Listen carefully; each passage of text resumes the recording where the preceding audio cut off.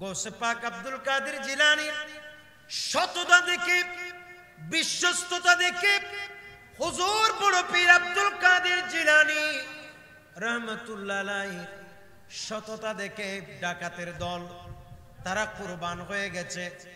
সাথে সাথে তাদের অন্তরে পরিবর্তন হতে শুরু করছে। হাই হাই, আমরা জীবনে কি করছি?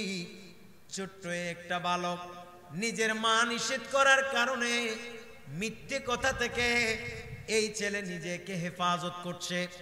কাজেই এই ছেলে যদি মিথ্যে কথা, মায়ের কথার কারণে, নির্দেশের কারণে মিথ্যে ছেড়ে দিতে পারে, অথচ আমাদেরকে আল্লাহ বলেছেন মিথ্যে না বলতে, রাসূল বলেছেন মিথ্যে না বলতে, আমাদেরকে আমাদের বিবেক বলছে মিথ্যে না বলতে, সবাই বলছে মিথ্যে না বলতে, তারপরেও কেন আমরা মিথ্যে কথা বলছি? আজকে থেকে ছোট্ট এই শিশুর হাতে হাত দিয়ে আমরা জীবনের শেষবারের মতো তওবা করলাম, আর জীবনে কখনো মিথ্যে কথা বলবো না।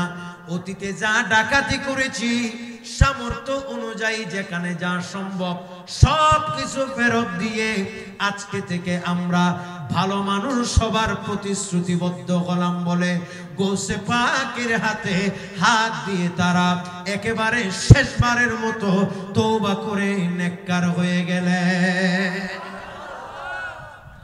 আউযু বিল্লাহি মিনাশ শাইতানির রাজীম।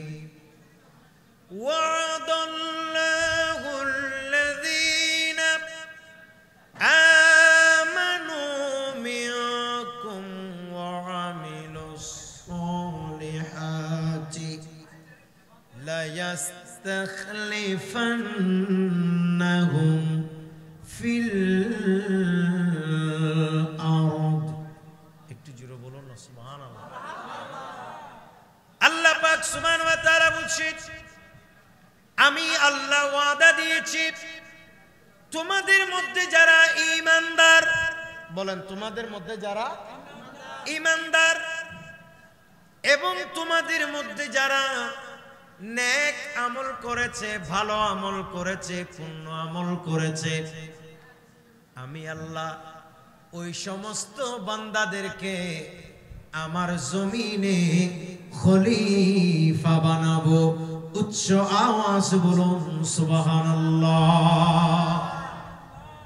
প্রিয় ভাইরা আমার, কুরআনুল কারীমের এই আয়াত থেকে আমাদের কাছে স্পষ্ট হয়ে যায় এই পৃথিবীতে কিছু মানুষকে আল্লাহ পাক সুবহানাহু ওয়া তাআলা বিশেষ মর্যাদা দিয়েছেন। সবাই বলেন কি মর্যাদা? বিশেষ মর্যাদা। ওই বিশেষ মর্যাদা অন্যতম একটা মর্যাদা হলো আল্লাহর খলিফা। উচ্চ আওয়াজ বলুন সুবহানাল্লাহ। আরেকটু জোরে বলেন না সুবহানাল্লাহ। তবে কুরআনুল কারীমের অন্যান্য আয়াত পর্যালোচনা করলে দেখা যায় আল্লাহ পাক সুবহানাহু ওয়া তাআলা সমস্ত মানুষকেও এক আয়াতে আল্লাহর প্রতিনিধি বলেছেন, কিন্তু আল্লাহর প্রকৃত প্রতিনিধি সবাই নয়।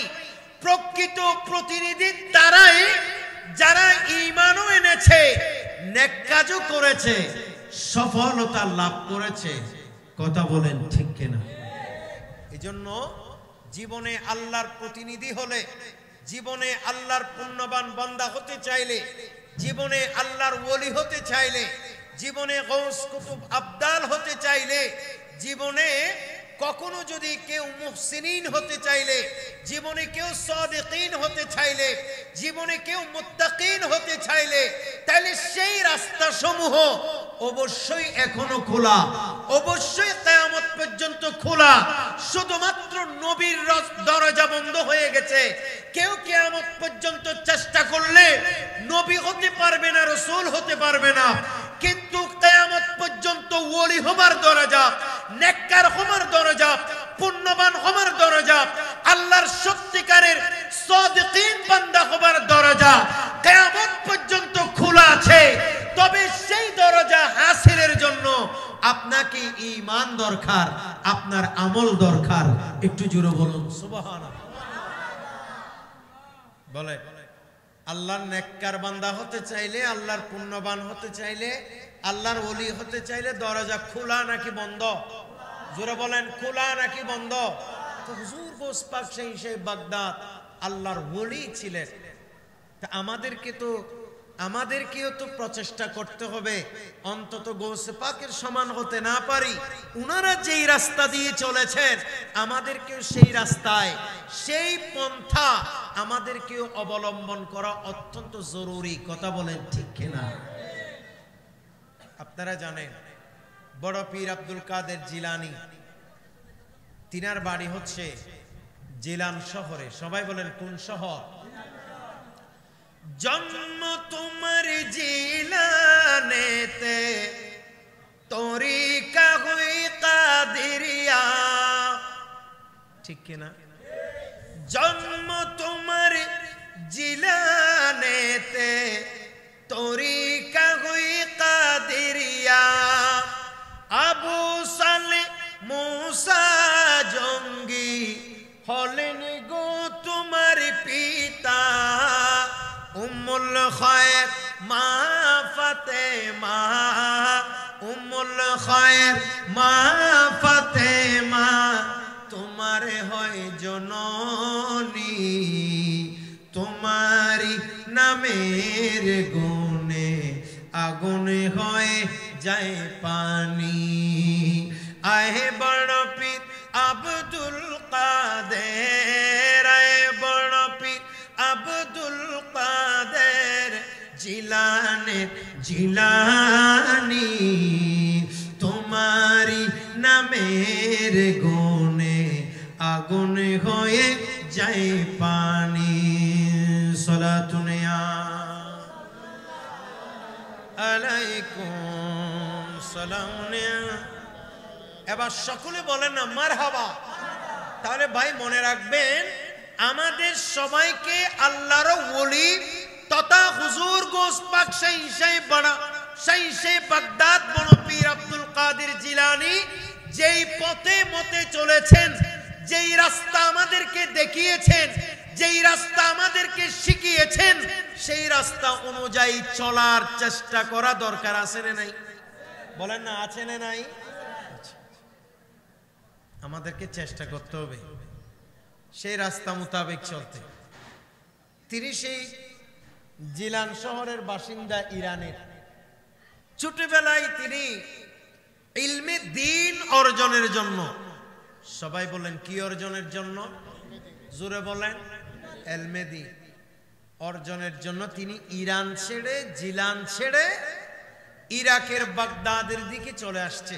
সুবহানাল্লাহ বলবেন না? এখন যেভাবে বাংলাদেশের প্রত্যেকটা অঞ্চল থেকে বিভিন্ন মানুষেরা, বিভিন্ন ছাত্ররা ইলমে দ্বীন অন্বেষণের জন্য আমাদের 16 শহর জামিয়া আহমদিয়া সুন্নিয়া আলিয়ায় চলে আসে। কথা বলেন ঠিক কিনা? এখানে তো শুধু এক জায়গার মানুষ না, আমাদের জামিয়াতে শুধু তো নাজিরপাড়ার মানুষ না, বদ্দারহাটের মানুষ না, ঠিক কিনা? এখানে তো বাংলাদেশের 64 জেলার মানুষ প্রত্যেকটা অঞ্চল থেকে ছুটে আসছে ইলমে দ্বীনের জন্য। কথা বলেন ঠিক কিনা? এটা বুজুর্গানে দ্বীনের অনন্য এক তরিকা। এজন্য নিজের ঘরে থেকে খুব সহজে মানুষ হওয়া কঠিন। বাচ্চাদেরকে মানুষ করতে চাইলে বুক থেকে দূরে সরাইতে হবে। বলেন না, বুক থেকে কি করতে হবে? দূরে সরাইতে হবে। এই ত্যাগ আপনাকে দিতে হবে। না আর পরে সারা তাইজ না পারি, আমি আমার বাচ্চারা সারা দেখতে পারি না, আমার বাচ্চা চেহারা আমাকে দেখতেই হবে, এই লড়গে আর সোহাগে আপনার এই ছেলে ধ্বংস হয়ে যাবে, সহজে মানুষের মতো মানুষ হবে না। কথা বলেন ঠিক কিনা? আমাদের বাড়ি কক্সবাজারে, আমরা পড়াশোনা করছি কক্সবাজারে রজপাড়া গ্রাম থেকে এসে এই জামিয়া আহমদিয়া সুন্নিয়া আলিয়াতে। সকলে বলেন না মারহাবা।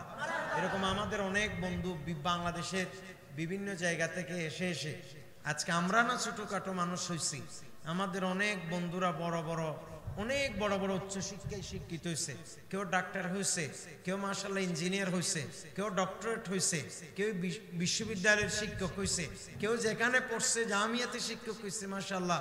বিভিন্ন জায়গায় আজ আমাদের অনেক বন্ধুরা সেই ছোটবেলায় বাবা মায়ের বুক ছেড়ে এসে অনেক কষ্ট করে পড়াশোনা করবার পর তারা এখন বাংলাদেশের বিভিন্ন জায়গায়, বিশ্বের বিভিন্ন জায়গায় আজকে মাশাআল্লাহ আমাদের বন্ধুরা, আমাদের ছোট ভাইয়েরা কিংবা আমাদের আগের আমাদের মানে আগের যারা সিনিয়র ছিলেন তিনারা বিভিন্ন জায়গায় বিভিন্নভাবে তারা দ্বীনের কিংবা দুনিয়ার বিভিন্ন খেদমতের আঞ্জাম দিচ্ছেন। কথা বলেন ঠিক কিনা?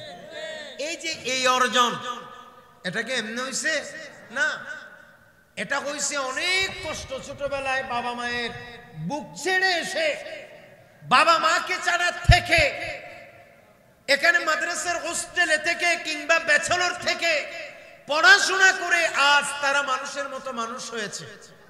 যখন বাবা মায়ের বুক ছেড়ে, বাবা মাকে ছেড়ে, এলাকাবাসী ছেড়ে, আত্মীয় স্বজন ছেড়ে আল্লাহ এবং রসুলের জন্য চলে আসছে, এখানের মধ্যে আল্লাহ এবং রসুলের তরফ থেকে আলাদা একটা বারাকা চলে আসছে।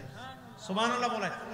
এই জন্য খুব সহজে মা বাবার সাথে থেকে খুব সহজে বাচ্চারা কি হয় না, মানুষ হয় না, হয় খুব কম হয়, বলেন না, খুব কম হয়। কিন্তু যারা হয় বড় তারা এরকম ত্যাগ দিছে। এই জন্য বাচ্চাদেরকে আলেম বানাবেন, বড় আলেম না হোক অন্তত দিন ধর্ম কিছু শিখুক। কথা বলেন না ঠিক কিনা? আপনাদের আমাদের টাকা হইলে আমরা কেজি স্কুলে পড়াই, আমি কোনো নিষেধ করছি না, ইংলিশ মিডিয়ামে পড়াই, আমি নিষেধ করছি না। কিন্তু বর্তমান যেই ফিতনা ফেসাদের যুগ, এই যুগে যদি আপনার ছেলেরা আপনি আল্লাহ এবং রসুল না চিনান, ঘুমের মধ্যে এসে আপনি বাবা নাকি আপনি মা এটা আপনার সন্তান চিন্তা করবে না। 200 টাকার জন্য 100 টাকার জন্য ঘুমের মধ্যে আপনাকে জবে করে দিতে পারে। কথা বলেন ঠিক কিনা? কিংবা আইফোন কিনে না দিলে বাচ্চা আপনাকে ঘুমের মধ্যে জবে করে দিতে পারে। কিন্তু কোনোভাবে যদি আপনি বাচ্চাকে ছোট অবস্থায় এলমে দিন শিখিয়ে মাদ্রাসায় পড়িয়ে কিছুদিন পড়াই যদি তার সিনাই আল্লাহ এবং রসুল ঢুকাই দিতে পারেন, জান্নাত এবং জাহান্নাম তাকে চিনাই দিতে পারেন, যখন তার সিনার ভিতরে আল্লাহ এবং রসুল ঢুকে যাবে, ইশকে রসুল যখন ঢুকে যাবে, সে আপনি বাবা মাকে চিনবে, আপনার সাথে কথা বলার সময় 200 বার ভেবে চিনতে বলবে। কথা বলেন ঠিক কিনা? আমরা তো এখন বুড়ো হয়ে গেছি মাশাআল্লাহ, 40-এর কোটায় আমাদের বয়স। আমরা এখনো তো আমাদের মার সামনে, বাবা তো নাই, মার সামনে এখনো বড় গলায় উঁচু গলায় মুখের দিকে তাকাই কথা বলার সেই স্পর্ধা রাখি না, সেই সাহস আমরা রাখি না। কেন? সেটা ইলমে দ্বীনের, হয়তো আমরা আলেম হইতে না পারলেও ওই টুকটাক যে ইলমে দ্বীন পড়ছি কিংবা আমাদের উস্তাদ গণের সুহবতে বসছি, বড় বড় আলেম ওলামাকে আমরা দেখছি, তিনাদের সংস্পর্শে বসছি, হয়তো ওই কারণে আমাদের ভিতর সে আদবটা ঢুকছে। কথা বলেন ঠিক কিনা? এই জন্য আমি আমার প্রাণপ্রিয় বহদ্দার হাটের এই ব্যবসায়ী ভাইদেরকে আমি বলবো, মাশাআল্লাহ আপনারা ব্যবসায়ী ভাই, আপনাদের টাকা পয়সা মাশাআল্লাহ আল্লাহ তাআলা বারাকা দিন। হাদিসে পাক আপনাদের জন্য স্পেশালি দোয়া আছে। কাজে আমি জানি যে ব্যবসায়ীর উপরে আল্লাহ তাআলার স্পেশাল দয়া এবং রহমত থাকে। কাজেই তিনারা গরিব থাকে না, খুব সহজে স্বাবলম্বী হয় যথেষ্ট। সেই স্বাবলম্বী হলে কখনো নিজেও আল্লাহ রসুল বলবেন না, বাচ্চাদেরকেও আল্লাহ রসুল কখনো বুলাই দিবেন না। যদি বাচ্চাদের অন্তর থেকে আল্লাহ রসুল বুলাই দেন তাহলে নিজেরা ঠকবেন। কথা বলেন না ঠিক কিনা? তাহলে কারা ঠকবেন? কারা ঠকবেন? নিজেরা, আপনারা। হুজুর গৌস পাক আব্দুল কাদের জিলানীর বাড়ি কোথায় বললাম? ইরানে জিলান শহরে। বলেন না কোন শহর? জিলান ইরানের, এটা আরেক রাষ্ট্র। বাগদাদ আরেক রাষ্ট্র, বাগদাদ হচ্ছে ইরাকে। প্রিয় ভাইয়ের আমার, হুজুর বড় পীর আব্দুল কাদের জিলানী রহমতুল্লাহ আলাইহি, কোন বর্ণনায় আসছে তিনার বয়স সেই সময় 12 বছর, অথবা কোন বর্ণনায় আসছেন মাত্র 16 বছরের তরুণ কিংবা কিশোর। তিনি 16 বছর বয়সে খুদ ইরান ছেড়ে ইরানের জিলান শহর ছেড়ে মায়ের সাথে পরামর্শ করে শুধুমাত্র ইলমে দ্বীন শিখার জন্য, আল্লাহ এবং রাসূলের দ্বীন শিখবার জন্য বড় পীর আব্দুল কাদের জিলানী নিজের মাতৃভূমি বাগদাদ ছেড়ে তিনি নিজের মাতৃভূমি ইরান ছেড়ে বাগদাদের দিকে চলে আসছিলেন। উচ্চ আওয়াজে বলুন সুবহানাল্লাহ। চলে আসছিলেন তিনি ইরানের দিকে, ইরান থেকে ইরাকের দিকে। সে সময় তো বাবা ছিলেন না, তিনার ছোট অবস্থায় বাবা মারা গেছে, ইন্তেকাল করেছে। কাজেই তিনি একেবারে এতিম। মা বলে, বাবা তোমার বাবার দেয়া সম্পদ থেকে কিছু অর্থ করে আমার কাছে আছে, এক কথায় কিছু দিনার দিরহাম আমার কাছে আছে।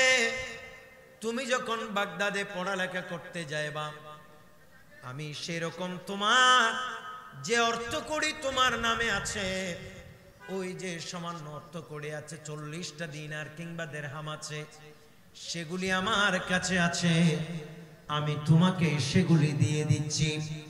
তবে যেহেতু রাস্তাঘাট যথেষ্ট নিরাপদ, খুবই চোর ডাকাতির ভয় বাবা আমার, সেজন্য এই টাকাগুলো, এই দিনার দিরহামগুলো আমি তোমার বগলের নিচে সেলাই করে দিচ্ছি, যাতে করে কোনো চোর ডাকাত আসলেও, সবার সব কিছু নিয়ে গেলেও তোমার সামান্য অর্থ করি এগুলি যেন তোমার কাছে অক্ষত থাকে।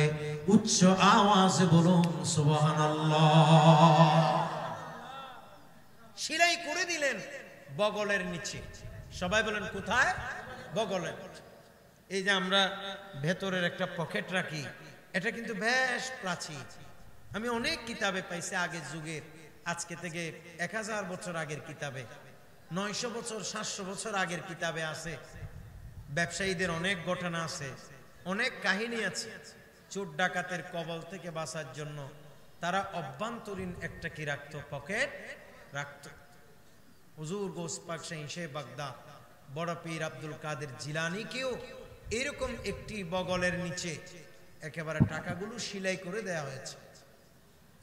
প্রিয় ভাইয়েরা আমার, বড় পীর আব্দুল কাদের জিলানী যখনই মায়ের কাছ থেকে আখেরি বিদায় নিচ্ছিলেন, সে সময় মা উম্মুল খায়র ফাতিমা ছিল তিনার মাতার নাম। আর সেই সময় আব্দুল কাদের জিলানীর মা অত্যন্ত বিনম্র চিত্তে এবং খুবই কান্না বিজড়িত ভাবে সন্তানকে বিদায় দিচ্ছিলেন। বলছিলেন, বাবা মা, এই পৃথিবীতে তোমার জন্য আমি, তোমার বাবাও নাই, আজকে তুমি আমার কাছ থেকে চলে যাচ্ছ, আমার মনে হচ্ছে তোমার সাথে জীবনে কখনো বাবা আর আমার দেখা হবে না, হয়তো এটা তোমার সাথে আমার জীবনের সর্বশেষ দেখা।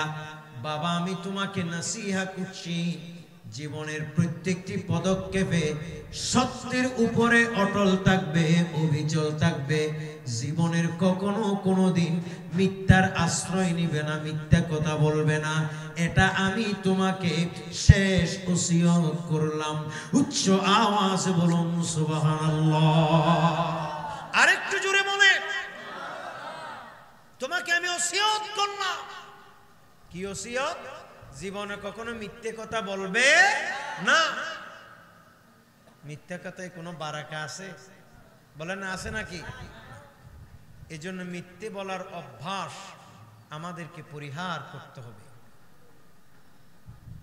প্রিয় ভাইয়েরা আমার, হুজুর বড় পীর আব্দুল কাদের জিলানী বাবা মায়ের এই নসিহত শুনে গদ থেকে কাফেলার সাথে বের হয়ে গেলেন।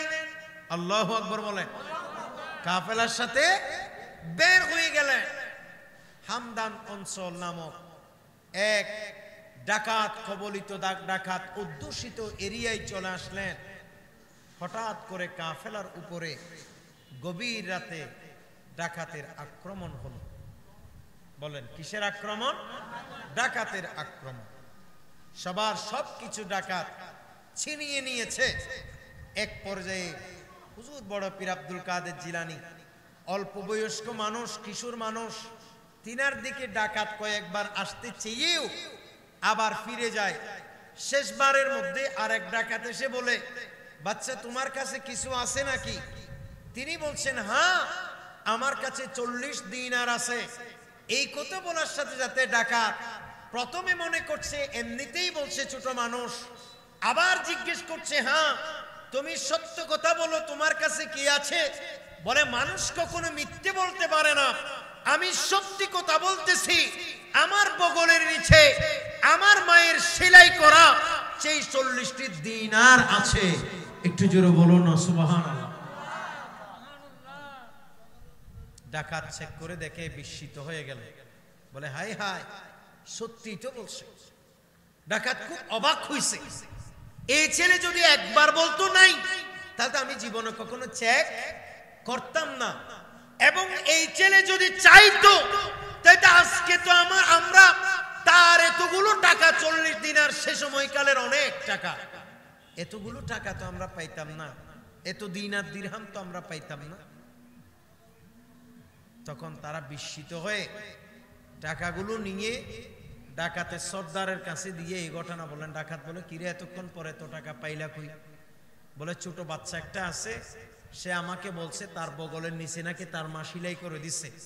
কয়েকবার বলছে, আমি বিশ্বাস করি নাই, পরে চেকিং করে দেখলাম হ্যাঁ টাকা ঠিকই পাওয়া গেছে। বলে, তাই নাকি? বলে, হ্যাঁ। বলে, তাইলে ওই যুবক, ওই কিশোরের কাছে চলো, বাচ্চার কাছে চলো। আসছে। বলে, বাচ্চা তুমি মিথ্যা কেন বললা না? বলে, আমার মা আমাকে আসার সময় নসিহা করেছে, আমাকে আসার সময় ওয়াজ করেছে, আমাকে আসার সময় উপদেশ দিয়েছে, জীবনের প্রত্যেকটি পদক্ষেপে আমি যেন সত্য কথা বলি, জীবনের কখনো কোনোদিন আমি যেন মিথ্যে না বলি, আমি আমার মায়ের ওয়াদা রক্ষার্থে আমি কখনো মিথ্যে কথা বলতে পারি না। কাজেই মা যেভাবে বলেছে সত্য বলতে, আমিও সেই সত্য কথা বলেছি। একটু জোরে বলুন না সুবহানাল্লাহ। ডাকাত আশ্চর্য হয়ে গেছে।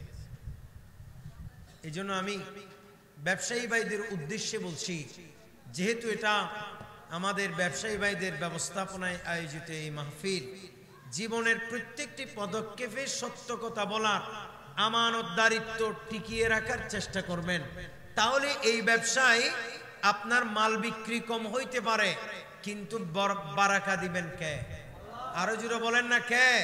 আল্লাহ। এই ব্যবসা এটা শুধু রিজিকের কেন্দ্র মনে করবেন না, কখনো মনে করবেন এটা আল্লাহ এবং রসুলকে রাজি করার অন্যতম একটা মাধ্যম। সুবহানাল্লাহ বলেন।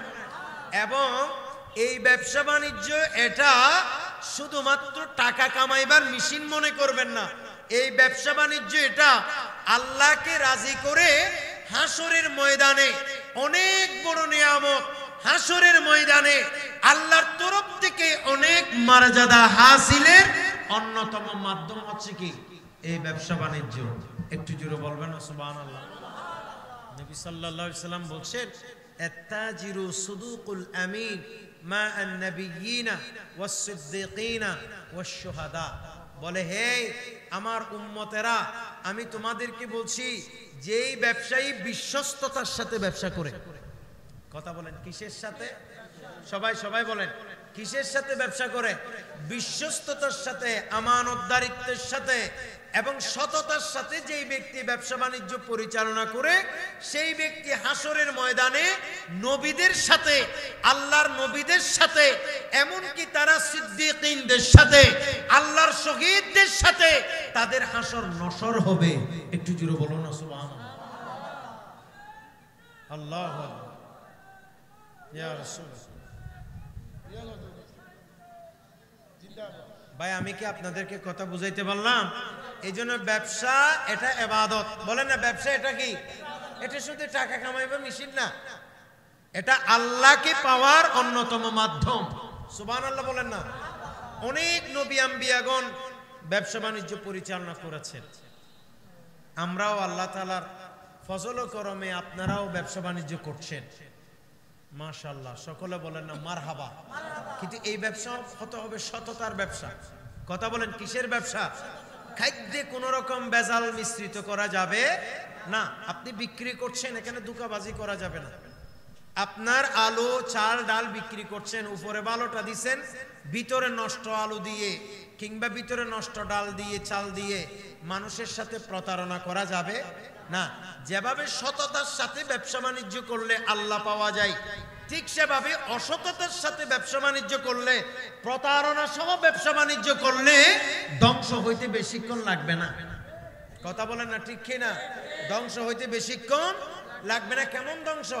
আপনি টুপি দিবেন ঠিক, দাড়ি রাখবেন ঠিক, নামাজ পড়বেন ঠিক, কিন্তু মানুষের সাথে যদি দুই নম্বরই করেন, মানুষের সাথে যদি প্রতারণা করেন, মানুষের সাথে যদি ধোঁকাবাজি করেন, আমার রাসূল বলেন মান গাশশা ফালাইসা মিন্না, যেই ব্যক্তি মানুষের সাথে প্রতারণা করেছে সেই ব্যক্তি আমি রাসূলের উম্মতের লিস্টি থেকে বাদ পড়ে গেছে। নাউজুবিল্লাহ বলেন না ভাই? তা আপনি টুপি দিবেন, আপনি দাড়ি রাখবেন, আপনি নামাজ পড়বেন, আপনি সুন্দর কথা বলবেন, আপনি মানুষের সামনে ভালোভাবে চলবেন, কিন্তু আপনি যদি দুই নম্বরই করার কারণে উম্মতের লিস্টি থেকে তো নামেই বাদ পড়ে গেছে, এটা তো আপনি জানেন না। কথা বলেন না ঠিক কিনা? এই জন্য এগুলো মানুষের সাথে প্রতারণা করে ধোঁকাবাজি করে ব্যবসা বাণিজ্য করার কোনো দরকার নাই। এটা আমি নসিহত করছি, বাকি মানানা আমার দেখছেন বিভিন্ন জায়গায় জায়গায় ওই যে ভোক্তা অধিকার থেকে যখন বিভিন্ন অফিসাররা আসে সেখানে শরবত কথার কথা শরবত বিক্রি করছে বা অনেক খাদ্য বিক্রি করছে। বলে এই খাদ্য আপনি বিক্রি করছেন? বলে হ্যাঁ। বলে কত? বলে 40 টাকা। বলে আমি 200 টাকা আপনাকে দিব, আপনি এক গ্লাস খান। সে বলে না আমি খাবো। বলে কেন? বলে না এটা আমি খাবো। কাজেই এটা কি? এটাই বুঝলেন কি? যে খাবার নিজে খাইতে পারবেন না, এটা আরেকজনের আপনি কোন দুঃখে খাওয়াইবেন? কথা বলে না ঠিক কিনা? আপনি এই সব ধোঁকাবাজি করে জান্নাতে যাইতেন, এই সব ধোঁকাবাজি করে আপনি রাসূল পাকের উম্মত দাবি করতেন, এই সমস্ত প্রতারণা করে মানুষের সামনে মানুষকে এভাবে তিলে তিলে ধ্বংস করে নিজে জান্নাত কামাই করতেন। মসজিদের দান বাক্সে গিয়ে শুক্রবার দিন 5 টাকা 10 টাকার নোট একটা দিছেন, এদিকে দুনিয়ার ধোঁকাবাজি করে আপনি এভাবে যদি ব্যবসা বাণিজ্য পরিচালনা করেন, যেভাবে সততার সাথে ব্যবসা বাণিজ্য করলে নবী আম্বিয়াগণের সাথে আপনার জান্নাত হবে, ঠিক সেভাবে নবী আম্বিয়াগণ শহীদগণের সাথে হাসর হবে, যেভাবে সিদ্দিকিনদের সাথে মানে আপনার হাসর হবে, ঠিক সেভাবে দুই নম্বরই করার কারণে আপনার ঈমান চলে গিয়ে আপনি উম্মতের লিস্টি থেকে বাদ পড়ে যাবেন, নিজেরও খবর থাকবে না। কথা বলেন ঠিক কিনা? এজন্য সততার ব্যবসা করুন। গৌস পাক শাহী সাহেব বাগদাদ বড় পীর আব্দুল কাদের জিলানী সততায় আমাদেরকে শিখিয়েছেন, চিনিয়েছেন, দেখিয়েছেন।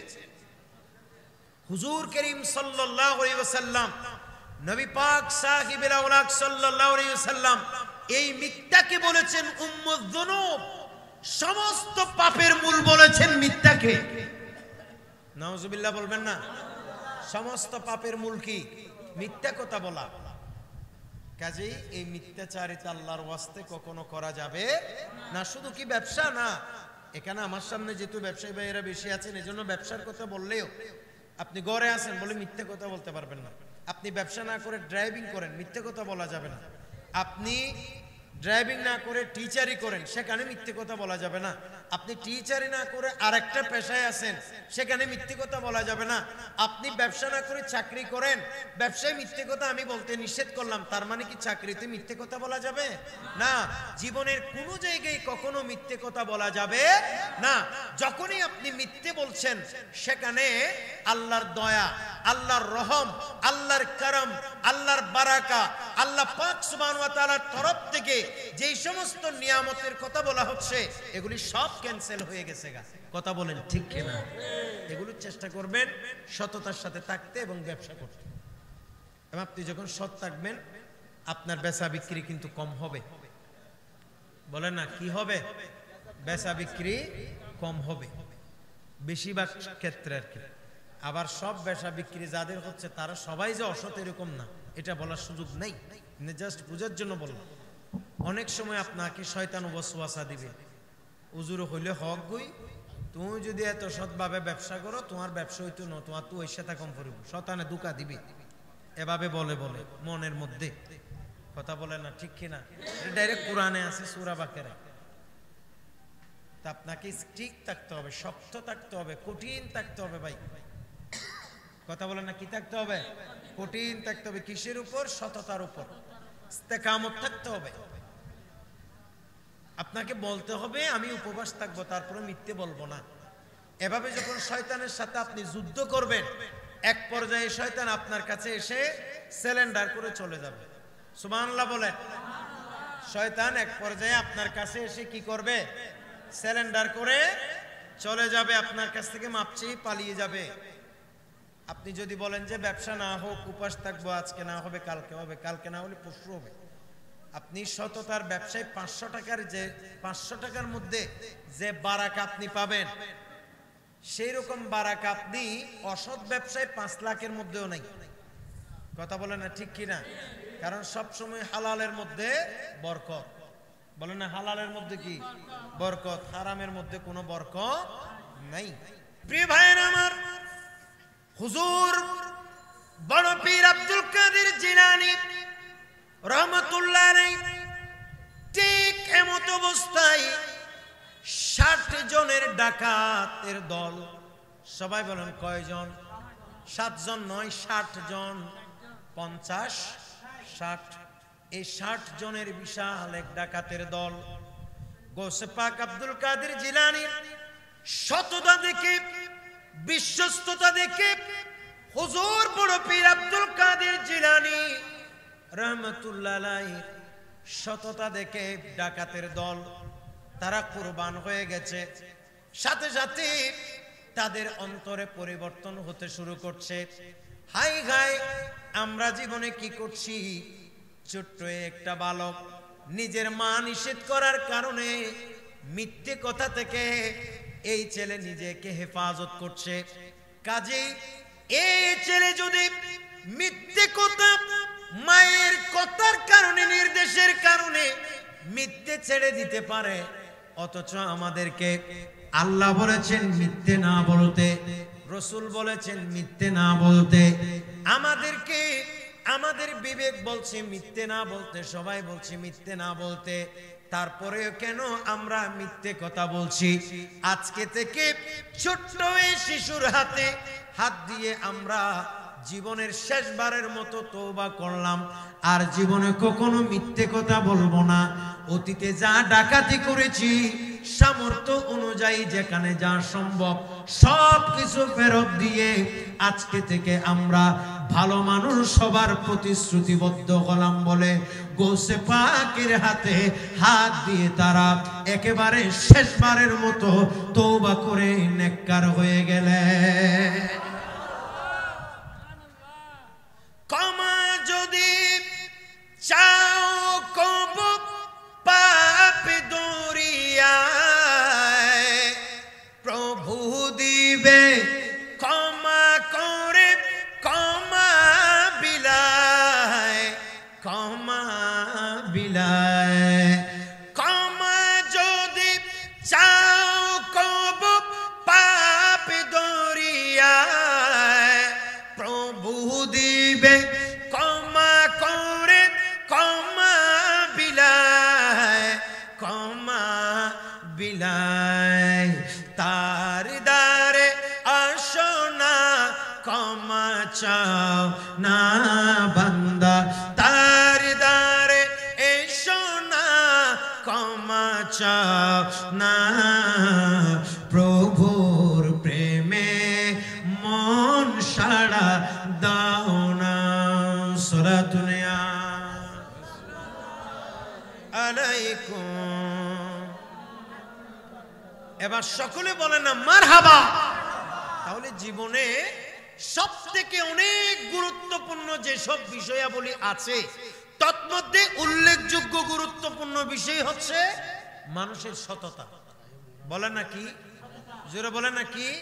সততা, বিশ্বস্ততা, আমানতদারিত্ব। এই জন্য চেষ্টা করবেন গৌস পাক আব্দুল কাদের জিলানীর ওয়াজ শুনছেন, জীবনী শুনছেন, এখান থেকে এই সততার সবক নেন। মা নিষেধ করছেন ছোটবেলার আব্দুল কাদের জিলানী। ইমাম ইবনে হাজার আসকালানি তিনি গিবতাতুন নাসির, হুজুর গৌস পাক আব্দুল কাদের জিলানীর একটা জীবনী লিখেছেন। সেই কিতাবে উল্লেখ করছেন বড় পীর আব্দুল কাদের জিলানী রহমাতুল্লাহ আলাইহি বলছে, বলে আমি আমার এই জবান দিয়ে জীবনে কখনো কোনোদিন মিথ্যে কথা বলি নাই। সুবহানাল্লাহ বলবেন না? এটা কেন বলছে? কারণ ছোটবেলায় আমরা যারা সত্য কথা সবসময় বলি, তারপরে ছোটবেলায় মক্তবের সময়, ফুরকানিয়ার সময়, স্কুল জীবনে দুষ্টামি করে হলেও আমরা ছোটদের সাথে মিথ্যে কথা বলছি। কথা বলেন ঠিক কিনা? এমন কোন মানুষ আছে নাকি বুকে হাত দিয়ে বলতে পারবে জীবনে আমি বলি নাই, মিথ্যে কথা বলি না? এটা বলতে পারবে কেউ? যদি বলে যে এই যুগে আমাদের মতো আপনাদের মতো সাধারণ কোনো মানুষ যদি বলে আমি জীবনে কোনোদিন মিথ্যে কথা বলি না, তাহলে এটা হচ্ছে সবচেয়ে বড় মিথ্যে কথা। কথা বলেন না ঠিক কিনা? এটা হচ্ছে সবচেয়ে বড় মিথ্যে কথা। তার মানে হুঁশে অথবা বেহুশে বড় হয়ে না বললেও ছোটবেলায় নিজের জানা কিংবা অজানাই মিথ্যে কথা আমরা কেউ না কেউ জীবনে বলছি। কথা বলেন না ঠিক কিনা? কিন্তু হুজুর বড় পীর আব্দুল কাদের জিলানী এমন এক সৎ মানুষ ছিলেন, এমন এক বিশ্বস্ত মানুষ ছিলেন, এমন এক প্রখ্যাত বুজুর্গ ছিলেন, এমন এক মুহাক্কিক আল্লাহর ওলি ছিলেন, এমন একজন গৌসুল আজম ছিলেন, যিনি জীবনে কখনো কোনোদিন এক লফজ মিথ্যে কথা বড় হয়ে তো বলে নাই। হুজুর গৌসে পাক নিজেই বলে আমি শিশুকালে মক্তবে গেছি, সেই সময়ও এক লফজ মিথ্যে কথা আল্লাহ আমার জবান দিয়ে বের করে নাই। জোরে বলুন সুবহানাল্লাহ।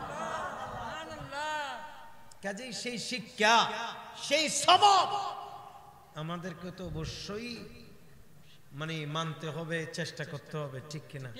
হয়তো বাকি জীবন সমুভু করলে করছি আর কি, এই অতীত জীবনে সমুভু যা করছি না বুঝে, ভবিষ্যতে অন্তত আমাদের শুদ্ধ হওয়া দরকার আছে না? আজ আমরা ব্যবসা বাণিজ্য করতে গিয়ে, পরিবার সমাজ চলাতে গিয়ে, বউ পোলাকে বুঝ দিতে গিয়ে, জীবনের ন্যায় অন্যায় আমরা অনেক সময় দেখি না। কথা বলেন ঠিক কিনা?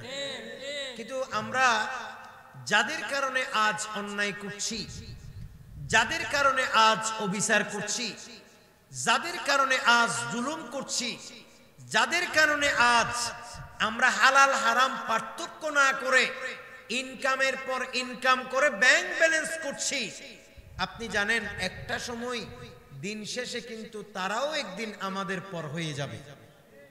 ঠিক নেবে? ঠিক বলেন। তারাও একদিন কি হয়ে যাবে?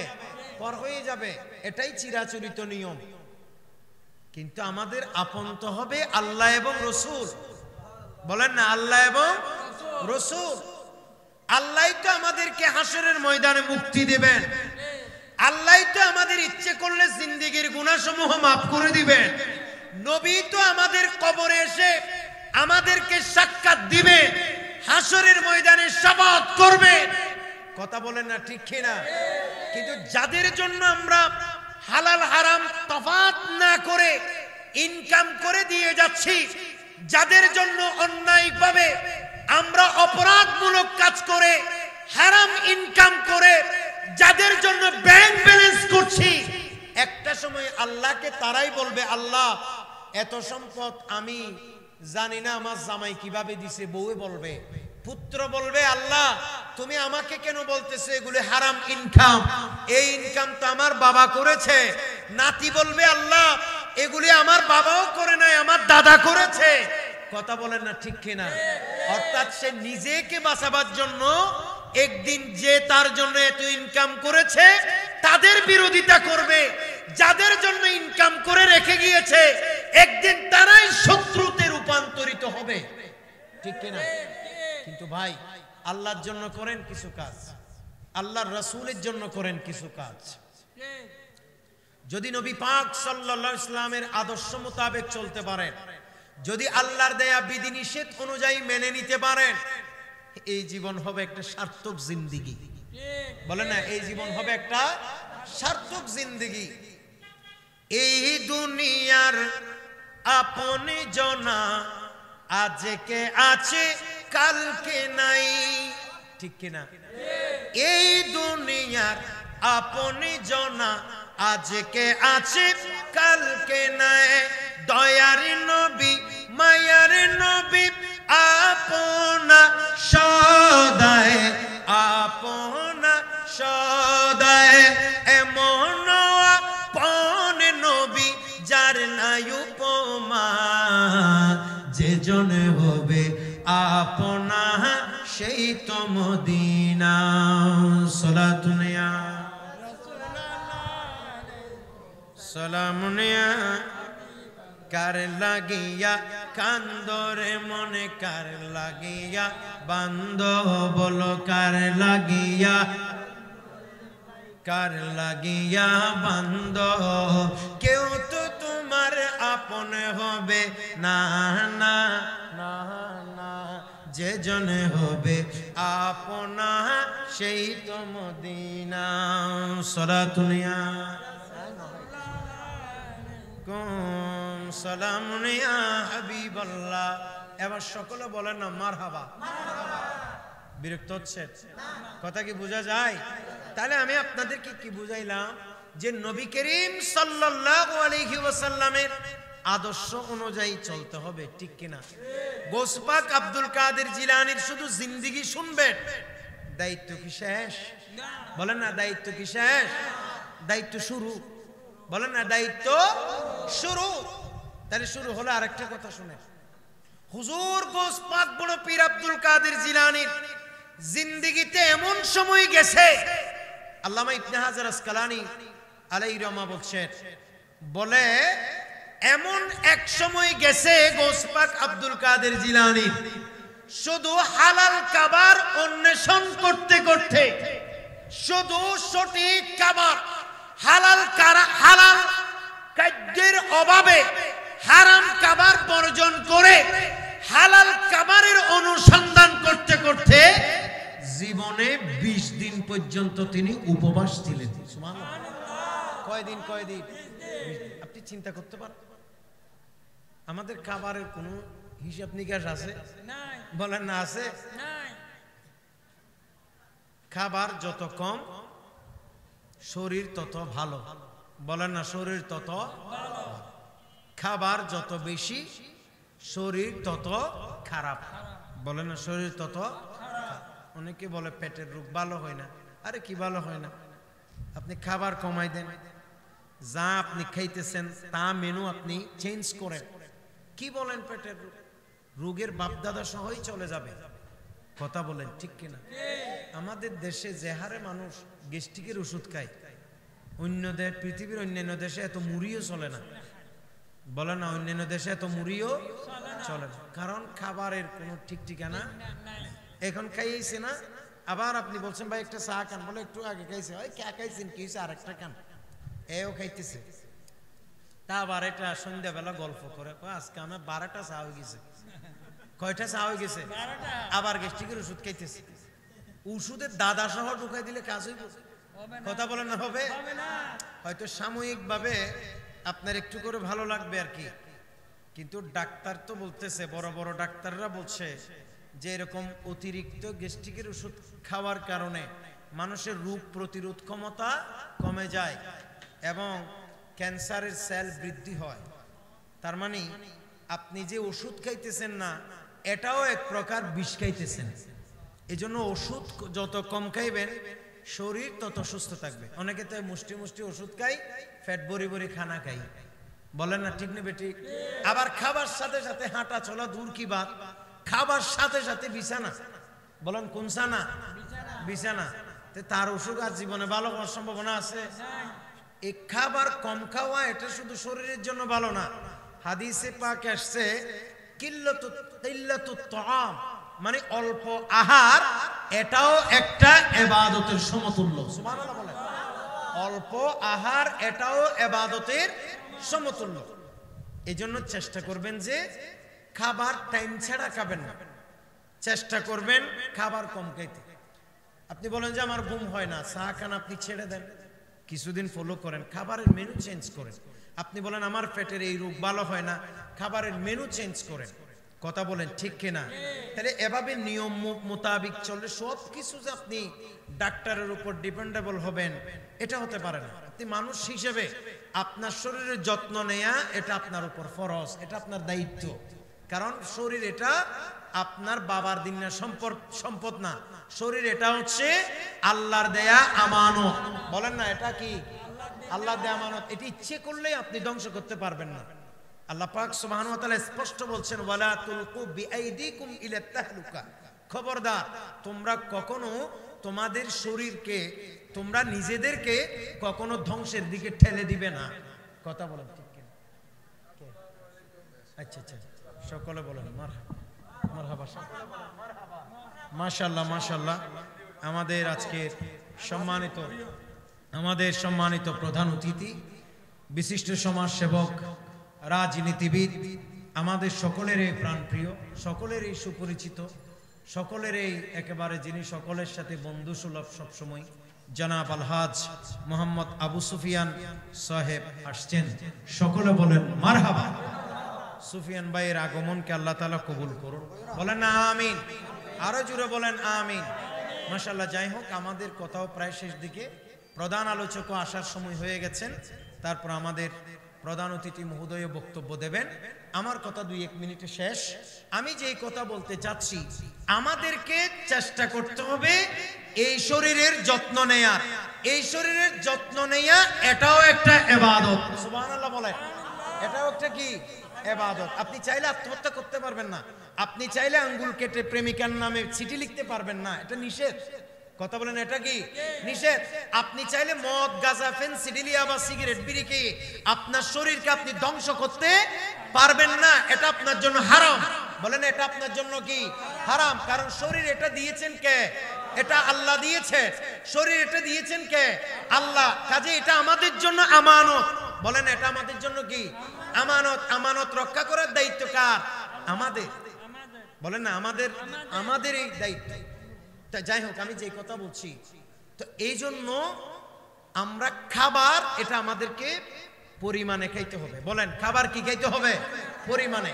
বড় বড় আল্লাহর ওলি গৌস কুতুব আব্দাল, আমি জিনার কথা বলছি, হুজুর বড় পীর আব্দুল কাদের জিলানী রহমাতুল্লাহ আলাইহি, উনি ওনার জীবনে হালাল খাবার অনুসন্ধান করতে করতে, হালাল খাবার খুঁজতে খুঁজতে, হালাল আহার চাইতে চাইতে, খুঁজতে খুঁজতে তিনি জীবনে প্রায় 20 দিন পর্যন্ত অনাহারে ছিলেন।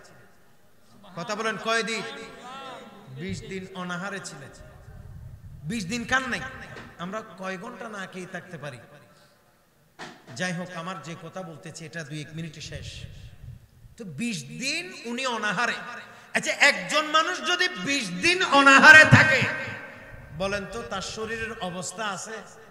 সে দাঁড়ানোর মতো শক্তি যোগ্যতা আছে? তার সেই শক্তি সামর্থ্য কি এই বডির মধ্যে আছে? এক পর্যায়ে তিনি খুব দুর্বল হয়ে বাগদাদের জামে মসজিদের দরজায় শুয়ে আছে। বলে না, বাগদাদের জামে মসজিদের দরজায় শুয়ে আছে, তিনি দাঁড়াবার কোনো শক্তি আর নাই। তো তিনি খাই নাই কেন? ওই যে হালাল করছেন, এখন তিনি খাইতে গেলেই উনাকে হয়তো হারাম খাইতে হবে, সদকা খাইতে হবে। তো উনি তো আওলাদে রাসূল, আওলাদে রাসূলের জন্য সদকা খাওয়া জায়েজ নাই। বলেন না সদকা খাওয়া জায়েজ নাই, এটা হারাম শরঈ ভাবে। আল্লাহ আমাদেরকে কবুল করুক, আমিন। তো তিনি না খেয়ে বসে আছেন। এখন তো অনেকেই নিজেদেরকে আওলাদে রাসূল বলে, কিন্তু মান্নতের টাকা খাই ফেলে, ফিতরার টাকা খাই, যাকাতের টাকা খাই, নজর নেয়াজ খাই, বাস বিচার আছে নাই। প্রিয় ভাইয়েরা আমার, প্রায় 20 দিন পর্যন্ত অনাহারে থেকে বড় পীর আব্দুল কাদের জিলানী শরীরের শক্তি প্রায় দুর্বল হয়ে বাগদাদের জামে মসজিদের দরজায় শুয়ে আছে। হঠাৎ করে দেখা যায় একজন আল্লাহর বান্দা কিছুক্ষণ পরে গরম গরম রুটি এবং একেবারে গরম গরম গোশত নিয়ে চলে আসলেন। উচ্চ আওয়াজে বলুন সুবহানাল্লাহ। গরম গরম রুটি এবং গরম গরম গোশত নিয়ে ওই জায়গায় আসলেন। এগুলি খুললেন, খাবার স্টার্ট করবে, ইত্যবসরে চোখ গেছে ওই আব্দুল কাদের জিলানী যে শুয়ে আছে সেদিকে চোখ গেছে। তো এই লোকটা বলতেছে, হায় হায় আমি একা কেন খাবো, এই ফকিরটা, এই মিসকিনটা, এই মানুষটাকে তো আমার ডাকা দরকার। ডাকছে, ভাই ভাই উঠেন, আপনিও আমার সাথে খান। বলেন আপনিও আমার সাথে খান। এই খান, এই ধরনের কথা বলা এটা কিন্তু সুন্নাহ। এটা নবী সাল্লাল্লাহু আলাইহি ওয়াসাল্লাম কখনো খাইলে একা খাইতেন না, সাহাবায়ে কেরাম খাইলে কখনো একা খাইতেন না, আর একজনকে ডাকি খাওয়াইতেন। সুবহানাল্লাহ বলবেন না? আমাদের সুফিয়ান ভাই তিনারা হজে গেছেন বা অন্যান্য রাষ্ট্রে যাচ্ছেন, ওনারা দেখছেন বিশেষ করে গালফের যে রাষ্ট্রগুলো আছে, আরব রাষ্ট্র, সেখানে এখনো পর্যন্ত সেই তর্জ তরিকা এখনো পর্যন্ত আছে। আরব দেশে এখনো মানুষে খাইলে হেরামের বারান্দায় দরজায় যখন মানুষ খাইতে বসে, অচেনা মানুষ খাইতেছে, ডাকতেছে, ভাই আসেন খান বসেন। বলেন না ঠিক কিনা? এটা সুন্নাহ। এটা কিন্তু আমাদের দেশে খুব কম, এবং আমাদের দেশে মানুষ সকাই বলেন কি করে সকাই, ধরেন আমি কিছু পানি খাইছি, এটা রাখছি, জিন্দিগিতে সহজে গ্লাস দুয়া ছাড়া আরেকজনে খাবে না, এটাকে আমরা মনে করি স্মার্টনেস। কিন্তু হাদিসে পাকে আসছে সুরুল মুমিনিন শিফাউন, বলে মুমিনের যে সুর, মুমিনের খাওয়ার পানি, মুমিনের অর্ধ খাবার থেকে খাওয়া, বলে এটা অন্যের জন্য রোগের শেফা। সুবহানাল্লাহ বলে, এটা অন্যের জন্য রোগের শেফা। আরব দেশে এখনো সবাই মিলে এক টেবিলে বসে খায়, এক প্লেটে বসে খায়, এক টেবিলে বসে। শুধু সৌদি আরব না, সব কানে, আমি গত সপ্তাহখানেক আগে আসছি কাতার থেকে, সেখানেও এখন সব কানে ওরা আরব দেশের এখনো সেই রসম, সেই নিয়ম এখনো পর্যন্ত আছে। মাশাআল্লাহ, তারা এখনো খায়। আমাদের দেশে এই রসম নেই। ও শুধু রমজানে সোনামুড়ি মানে কয়েকদিন খাইলে খাইছে, আর নাইলে নেই। এইটা সবসময় অব্যাহত থাকা দরকার। মাঝে মধ্যে পরিবারের সাথে এক প্লেট আহার করবেন, এতে করে মুহাব্বতের সৃষ্টি হবে। একটু জোরে বলুন না সুবহানাল্লাহ। প্রিয় ভাইয়ের আমার, ওই মানুষটা হুজুর গৌস পাক আব্দুল কাদের জিলানীকে ডাকলেন, বললেন ভাই আপনিও আসেন আমার সাথে খান। অনেক কষ্ট করে আব্দুল কাদের জিলানী শোয়া থেকে উঠলেন, উঠি পাশে বসলেন। উনি তো কয়দিনের অনাহারী, 20 দিনের অনাহারী একজন মানুষ, গরম গরম রুটি এবং গোশত পাশে যখন বসলেন, তিনি তো খাইতে চাইবেন এবং চাচ্ছেন। ইত্যবসর ওই লোকটা বলতেছে, ভাই আপনি কি আব্দুল কাদের নামে কাউকে চিনেন? সুবহানাল্লাহ বলবেন না? কাকে বলতেছে? খুদ আব্দুল কাদেরকে। বলে আপনি কি আব্দুল কাদের নামে কাউকে চিনেন? বলে হ্যাঁ আমি আব্দুল কাদের। কেন? বলে আমি একজন ইরান থেকে আসছি, জিলান শহর থেকে। লোকটা বলতেছে, বলে তুই? বলে আমাকে আব্দুল কাদেরের মা তাকে দেবার জন্য কিছু টাকা পয়সা দিছে, আমার টাকা পয়সা সব শেষ হয়ে গেছে আব্দুল কাদেরকে খুঁজতে খুঁজতে। আজকে 1 মাস যাবত আব্দুল কাদেরকে খুঁজতেছি, খুঁজতে খুঁজতে আমার টাকা পয়সা সব শেষ। আজকে ওই আব্দুল কাদেরের টাকা দিয়ে আমি রুটি এবং গোশত কিনে এনেছি। আরেকটু জোরে বলবেন না সুবহানাল্লাহ?